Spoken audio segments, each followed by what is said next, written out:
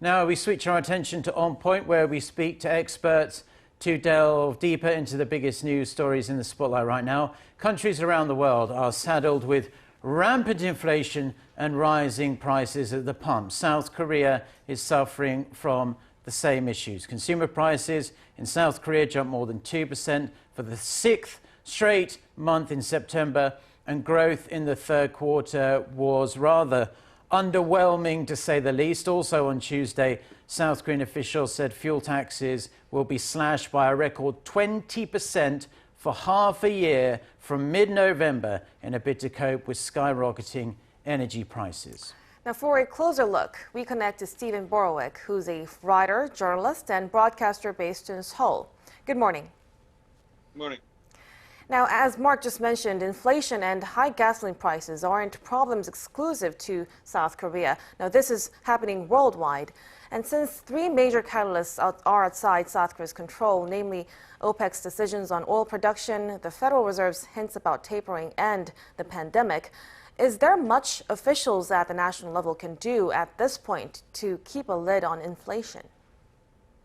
Well, as Mark mentioned, this rising inflation is particularly challenging in that it's coming during a period of slow growth. So governments customarily at times of slow growth will try to pump liquidity into the market, and they'll try to encourage spending and encourage consumption that way. But in this case, we're seeing this, the South Korean government has been using those tools, but those tools are kind of limited in the current economic landscape. So the government is definitely limited when it comes to affecting oil prices.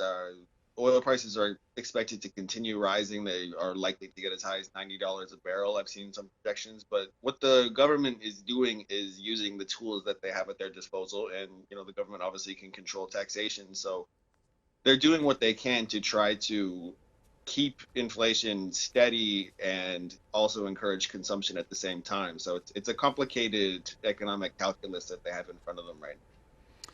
Yeah, I think I read a report this morning saying that Goldman Sachs, their projection is actually well over $100 a barrel before things start to come down a bit. But I wanted to get your take on this decision to slash not only gasoline, but diesel and LPG taxes, considering it was a cut of 20%. That's a record deduction we've seen here in this country. Does that suggest to you perhaps that behind closed doors, not to the public at least, South Korean officials are starting to get really worried that this could quickly spin out of control and derail any chance, any hope of a post-pandemic recovery?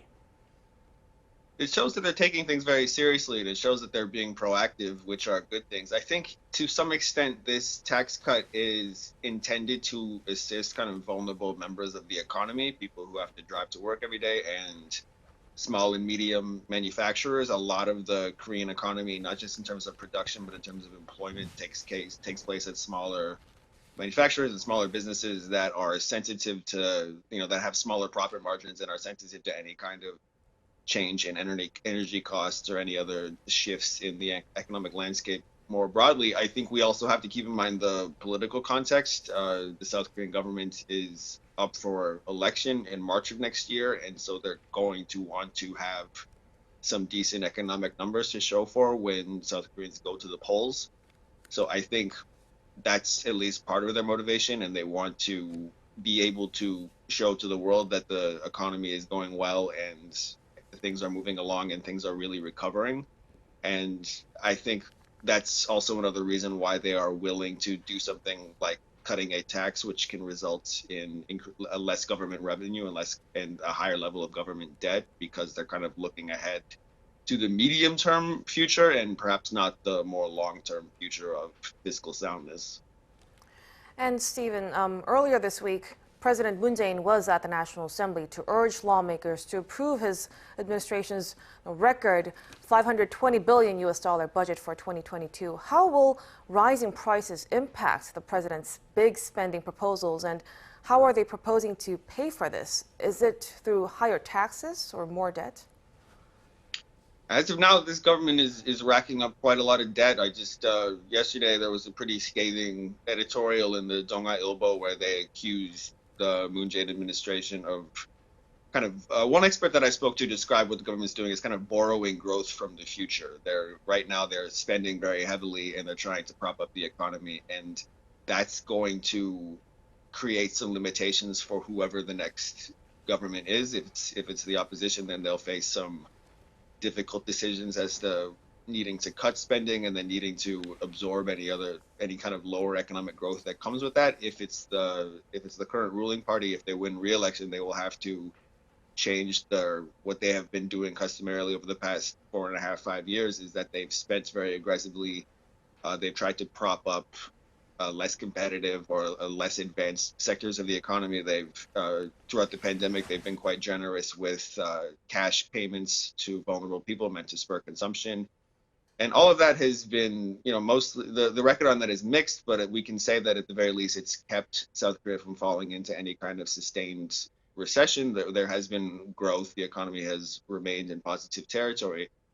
And that's all well and good. And I think all of this backdrop is one reason why the Moon administration is now quite keen to lift social distancing measures and get the economy going again and get domestic consumption back up to the point where the economy can be growing in a more organic way and in a less state-led sort of way. Yeah, and just finally, just getting back to the oil prices. Now, I don't want to be too doom and gloom about this, but this is like the worst case scenario, really, considering that many nations, including South Korea, are kind of facing this double-edged sword right now. The rising energy prices on one side, but also a rallying US dollar, and that is the currency, of course, in which crude oil is denominated in. Do you think policymakers are concerned that this is creating a kind of perfect storm that could potentially tip smaller but still pretty mid-sized economies like South Korea's into full-blown recession? Well, I'll try to give a less doomy take on that. The optimistic take on this is that oil prices, they are likely to keep rising, but hopefully this will spur some higher production, not by OPEC, but by some more independent producers. It could also spur some, the government in this country is very keen to move to other forms of energy. It could spur some innovation on that front.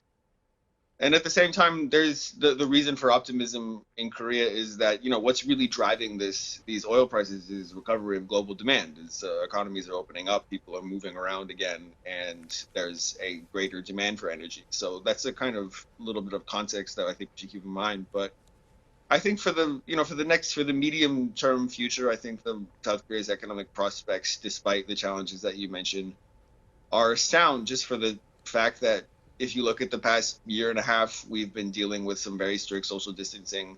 Global demand has been tampered down by a variety of factors. But now we're opening up again, and people are going to be going out more and looking to purchase more. The holiday season is coming, which is always a time of increased consumption. So there are definitely some challenges, but let's try to remain somewhat optimistic. All right. Thank you, Steven. Great to speak to you again. That was Steven Borowiec, a Seoul-based journalist on the rising inflation and spiking gasoline prices in South Korea. Thank you.